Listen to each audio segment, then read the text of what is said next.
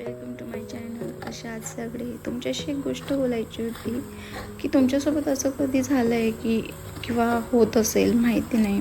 माझ्यासोबत होतं आहे, कंटिन्युअसली होतं आहे, म्हणून मला वाटलं की तुमच्याशी काहीतरी बोलावं त्याबद्दल.